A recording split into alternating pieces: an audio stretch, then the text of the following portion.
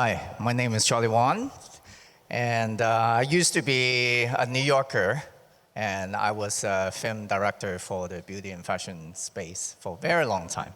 And then in 2016, I lost my father to cancer, and soul searching, and decided to become a life coach. And so during my soul searching time, I stumbled across this thing called meditation. Everyone done some meditation before, maybe explore. I tried download all the apps, and I go to YouTube, watch all the videos. Any videos with flowers, water, clouds, I watch all of them, and with a very soothing, guiding voice. And I also go to different meditation events. And also I even travel to exotic cities to go to meditation retreats. As much as I want to claim that I'm so cool doing all this meditation stuff, but I have to admit I suck at it. And I have a hard time to commit long hours every day, like 1 hour per day. Who has time for that shit?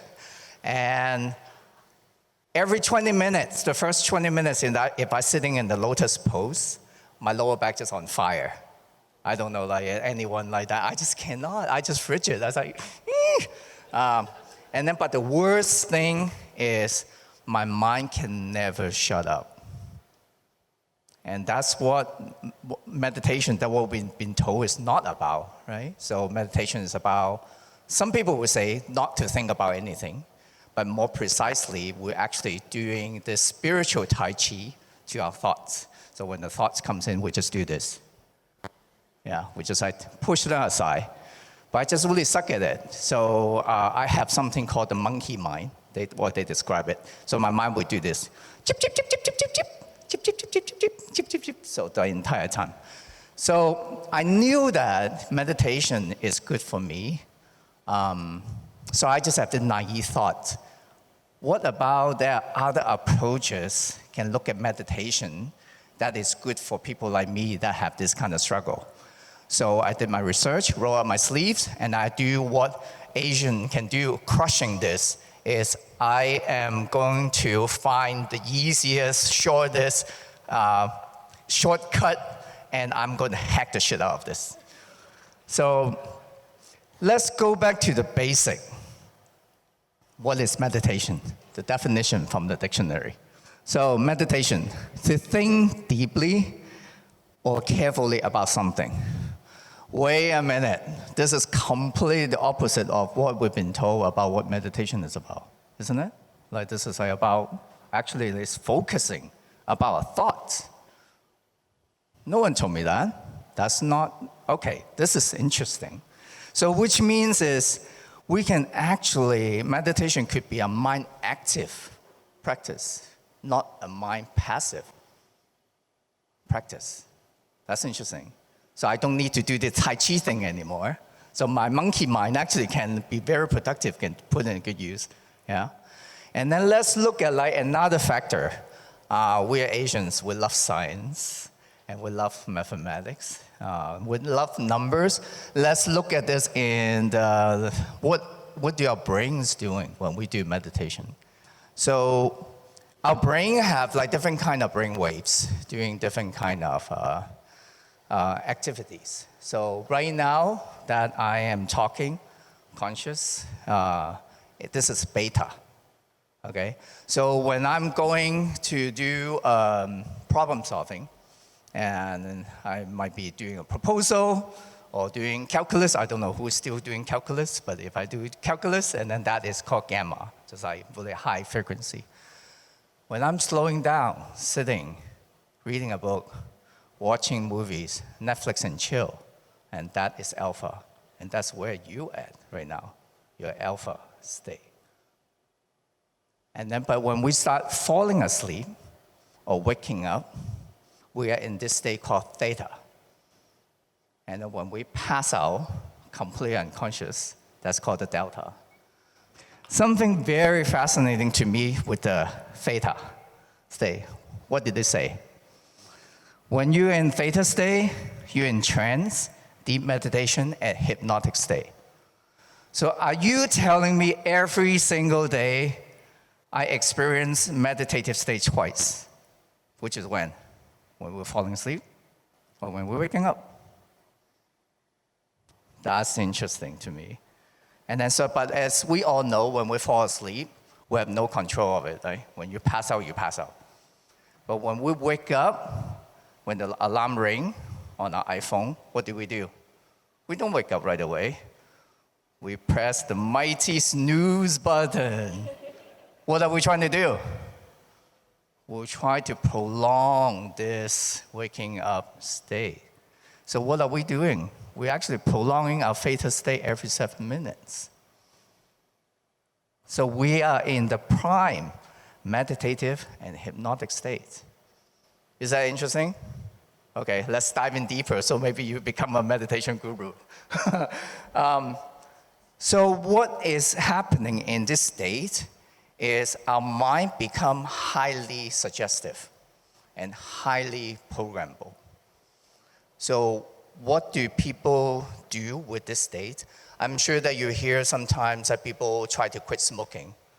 Try it for a very long time, could not succeed. But they go to a hypnotherapist and a couple of sessions, knock it down.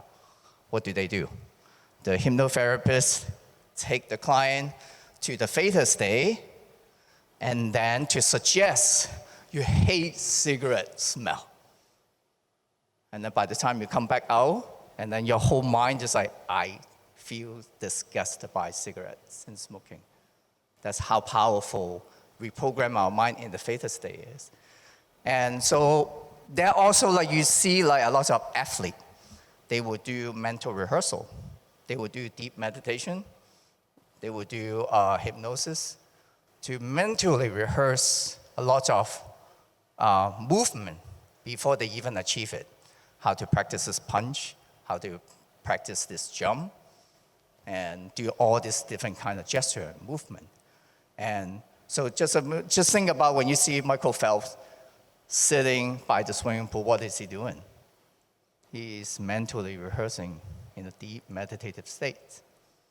So what if I say that instead of we simply mentally rehearsing all this kind of movement, what if we can mentally rehearse and practice our daily lives?